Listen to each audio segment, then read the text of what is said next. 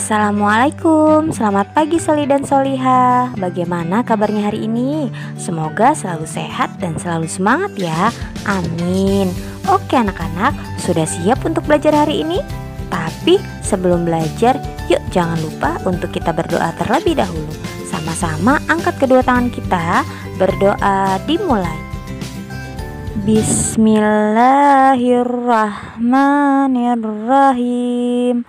Raditu billahi rabba wa bil islami dina wa bi muhammadin nabiyya wa rasula. Rabbi zidni ilma warzuqni fahma. Amin. Baiklah anak-anak, hari ini kita akan belajar muatan pelajaran bahasa Indonesia yang terdapat pada buku tematik 3F, yaitu tentang energi, yang merujuk berdasarkan kompetensi dasar 3.2. Nah, setelah pembelajaran hari ini selesai, diharapkan anak-anak dapat mengidentifikasi macam-macam perubahan energi, energi alternatif, dan juga cara penghematan energi dengan tepat. Dan untuk materi pembelajaran kita hari ini, yang pertama macam-macam perubahan energi, yang kedua energi alternatif, dan yang ketiga penghematan energi. Sebelum masuk ke materi yang pertama, yaitu tentang macam-macam perubahan energi, Ibu Guru mau bertanya dulu nih, masih ingat tidak ya energi itu apa?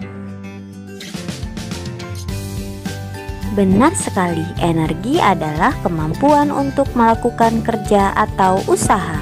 Energi tidak dapat diciptakan oleh manusia ya nak, energi juga tidak dapat dimusnahkan. Energi hanya dapat diubah dari satu bentuk ke bentuk lainnya, sehingga dapat bermanfaat bagi manusia. Lalu bagaimanakah perubahan energi dapat terjadi? Apakah ada energi alternatif? Bagaimana cara menghemat energi? Ayo kita pelajari bersama. Baiklah anak-anak, yuk kita masuk ke materi kita yang pertama, yaitu macam-macam perubahan energi. Energi yang pertama yaitu energi kimia dapat berubah menjadi energi gerak. Adapun contohnya adalah makanan yang kita makan akan dicerna menjadi sari-sari makanan, dan makanan tersebut diubah menjadi energi. Energi dapat kita gunakan untuk berjalan, berlari, dan melakukan kegiatan lainnya. Perubahan energi yang kedua yaitu energi kimia dapat berubah menjadi energi panas. Adapun contohnya adalah kompor gas, kompor minyak, dan korek gas. Perubahan energi yang ketiga yaitu energi listrik dapat berubah menjadi energi panas. Adapun contohnya dalam kehidupan kita yaitu ada setrika, kompor listrik, rice cooker, dan solder. Perubahan energi yang keempat yaitu energi listrik dapat berubah menjadi energi gerak. Adapun contoh dalam kehidupan kita sehari-hari yaitu ada kipas angin, blender, alat bor, dan juga motor listrik. Perubahan energi yang kelima yaitu energi listrik dapat berubah menjadi energi bumi. Adapun contoh dalam kehidupan kita sehari-hari ada televisi, radio, speaker, dan lain-lain. Dan perubahan energi yang terakhir adalah energi listrik dapat berubah menjadi energi cahaya. Adapun contoh dalam kehidupan kita sehari-hari yaitu lampu bohlam atau lampu penerangan. Nah, dari semua macam-macam perubahan energi yang terjadi, semua itu sangat bermanfaat ya bagi kehidupan manusia. Maka energi tersebut harus digunakan dengan bijaksana sehingga dapat bermanfaat untuk orang lain. Oh iya anak-anak, seiring perkembangan zaman, kebutuhan energi semakin meningkat. Sebagian besar energi yang digunakan dalam kehidupan manusia sehari-hari berasal dari sumber energi yang tidak dapat diperbaharui. Misalnya, minyak bumi. Jika digunakan terus-menerus, sumber energi tersebut akan cepat habis. Oleh karena itu, diperlukan sumber energi yang dapat menggantikannya. Sumber energi pengganti itu disebut dengan sumber energi alternatif. Energi alternatif dapat dihasilkan terus-menerus dan juga dapat diperbaharui. Lalu, sumber energi apa saja ya yang termasuk ke dalam sumber energi alternatif?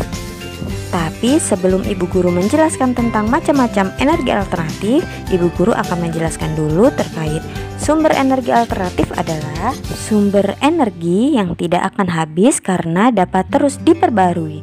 Energi alternatif dapat diperoleh dari angin, air, matahari, dan panas bumi. Berikut ini Ibu Guru akan menjelaskan tentang macam-macam energi alternatif.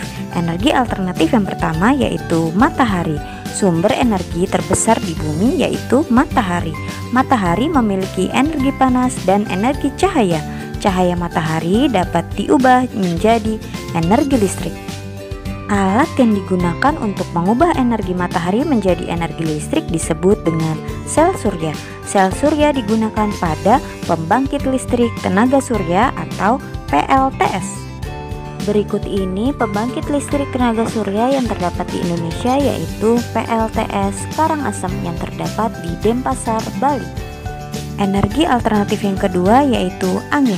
Angin juga merupakan sumber energi alternatif karena angin dapat dimanfaatkan untuk menghasilkan listrik.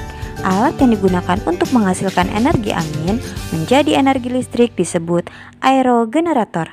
Aerogenerator digunakan pada pembangkit listrik tenaga bayu atau yang disingkat PLTB. Pembangkit listrik tenaga bayu yang terdapat di Indonesia adalah PLTB Sidrap yang terdapat di Sulawesi Selatan. Energi alternatif yang ketiga yaitu air. Aliran air yang deras dapat menggerakkan generator untuk menghasilkan energi listrik. Air dapat digunakan sebagai pembangkit listrik tenaga air atau yang disingkat dengan PLTA. Pembangkit listrik tenaga air yang terdapat di Indonesia yaitu PLTA Jatiluhur yang bertempat di Purwakarta, Jawa Barat. Selanjutnya, energi panas bumi. Panas bumi berasal dari lapisan batu di dalam bumi yang sangat panas. Energi panas bumi digunakan sebagai pembangkit listrik tenaga panas bumi atau yang disingkat dengan PLTPB. Dan pembangkit listrik tenaga panas bumi yang terdapat di Indonesia yaitu PLTPB Gunung Slamet yang terdapat di Jawa Tengah. Energi alternatif yang kelima yaitu biosolar. Biosolar berasal dari tumbuh-tumbuhan seperti kelapa, kedelai, sawit, dan jarak. Dan yang terakhir adalah kotoran hewan. Kotoran hewan dan limbah pertanian juga dapat dimanfaatkan untuk menghasilkan energi alternatif yang disebut dengan biogas. Oh iya anak-anak, banyak sekali loh keuntungan jika kita memakai bahan bakar biogas. Yang pertama, menghemat biaya. Yang kedua, tidak mencemari lingkungan. Yang ketiga, kualitas biogas sangat baik. Dan yang keempat, sisa pembuatan biogas masih dapat digunakan sebagai pupuk oleh petani. Oke anak-anak, dari dua materi yang telah Ibu Guru sampaikan tadi, insya Allah anak-anak semua dapat memahaminya ya. Kita lanjutkan ke materi kita yang ketiga yaitu tentang penghematan energi. Energi sangat besar manfaatnya bagi kehidupan kita manusia. Lalu bagaimana ya cara kita untuk menghemat energi? Yuk simak penjelasan Ibu Guru berikut ini. Penghematan energi yang pertama yaitu hemat energi bahan bakar. Contohnya adalah yang pertama, berjalan kaki untuk menempuh jarak yang dekat. Yang kedua, menggunakan kendaraan yang tidak memakai bahan bakar. Yang ketiga, menggunakan kendaraan umum saat berpergian. Hemat energi yang kedua yaitu hemat energi listrik. Adapun contoh dalam kehidupan kita sehari-hari yaitu biasakan menggunakan lampu dengan daya yang kecil.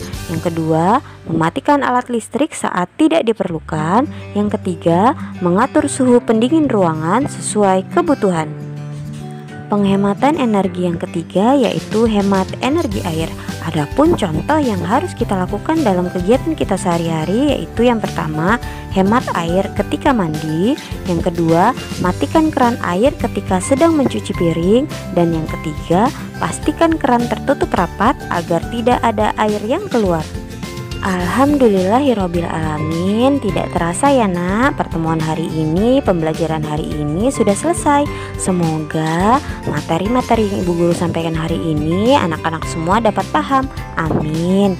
Dan Ibu Guru akan memberikan kesimpulan dalam pembelajaran kita hari ini, bahwa semua manusia membutuhkan energi untuk hidup. Misalnya energi makanan, cahaya, dan panas.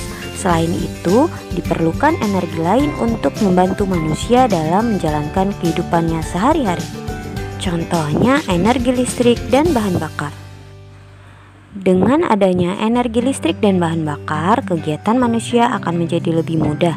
Namun, energi bahan bakar apabila digunakan secara terus-menerus, lama-kelamaan akan habis.